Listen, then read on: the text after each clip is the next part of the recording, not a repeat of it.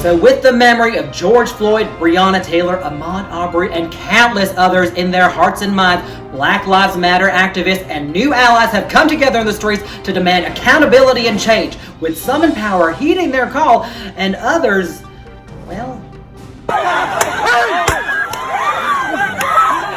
Listen, I don't work in PR, but if you're accused of reckless abuse of power and unchecked acts of violence, this is not how you clean up your image. This isn't even putting lipstick on a pig, it's just putting another pig on top of the first pig. Speaking of a stack of pigs, how's President Dub helping the situation?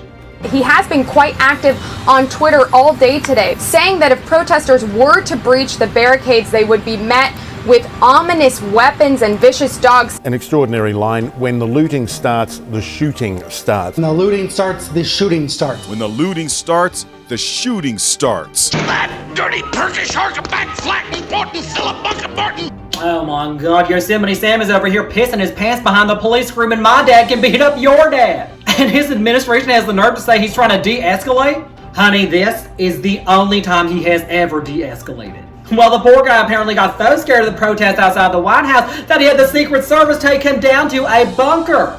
And I was there for a tiny, little short period of time, and it was much more for an inspection. I've gone down 2 or 3 times, all for inspection. Oh, kind of like how when I go to a scary movie and do an underwear inspection. I don't shit myself because I'm scared. I shit myself because I still want to make sure I'm wearing my underwear. And most of the time I am. But after being ridiculed for his bunker adventure, Dump and his administration staged a photo op to make him seem like a big brave boy again, leading to one of the most un-American events I have ever witnessed in my lifetime. And yes, I saw cats. Protesters facing off against authorities, kneeling and raising their hands in peaceful demonstration. But then, almost suddenly, U.S. Park and Secret Service police began shoving and hitting, striking this Australian news crew as they were live on the air. Oh. And as police move in, they fire tear gas on the crowd. That's right, the president had Lafayette Square violently cleared of protesters using rubber bullets and tear gas so he could limp over to a church he's rarely visited and hold up a book he's never read upside down. You know, I'm starting to get the feeling he's not a man of God. I think it was a beautiful picture. Why do you And I'll tell you, I think Christians think it was a beautiful picture. Hear that, Christians? He did it for you. It's all for you. So when the president uses physical force to violate the First Amendment rights of citizens right in front of the White House, it kind of makes perfect sense that police around the country would be doing it too. And even though he didn't invent it, Dump has been a big fan of police brutality for quite some time now. Pressed on race relations and reform, Donald Trump has claimed chokeholds sound innocent. And when you see these thugs being thrown into the back of a paddy wagon, you just see them thrown in, rough. I said, please don't be too nice. And the feeling is mutual. Dump has the support of nearly 80% of the police. Just take a look at this clip from a 2019 rally. The Obama administration and the handcuffing and oppression of police was despicable. The first thing President Trump did when he took office was turn that around and decided to start letting the cops do their job, put the handcuffs on the criminals instead of us.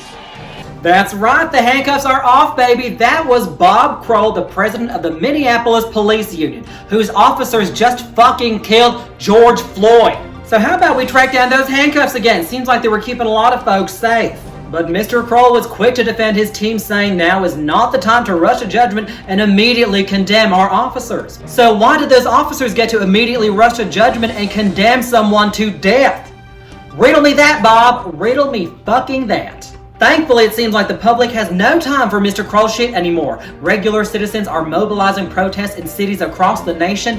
People are demanding that police redistribute their funds, and police officers are finally facing accountability. In the case of George Floyd, who was mercilessly killed in broad daylight, Officer Derek Chauvin was arrested and charged with third-degree murder. And only after days of protests were the other 3 officers who watched Mr. Floyd die arrested, leading to increased charges for all 4 officers. These guys are lucky we are not doing our executions by applausometer because the American people are getting loud. And for good reason. There has been little to no progress made for Breonna Taylor, a 26-year-old EMT who was asleep in her bed when 3 police officers shot her 8 times. And yes, they still work for the department. How do you fuck up your job that bad and not get fired? That's like if you went to Chipotle and asked someone for guac and they shot you 8 times. I would want that person to go to jail, not be placed on fucking queso duty. And you'd think I'd be able to stop there, but police in Atlanta shot and killed Rayshard Brooks after they found him asleep in his car. He tried to flee, so they shot him twice in the back. Meanwhile, 5 years ago, police found this white boy Dylan Roof after he murdered 9 people in a church and took him to get Burger King. Yes, Burger King sucks ass and technically counts as punishment, but when will the police start treating black Americans with the same respect they give white mass murderers? 100 fucking years ago would be a nah start.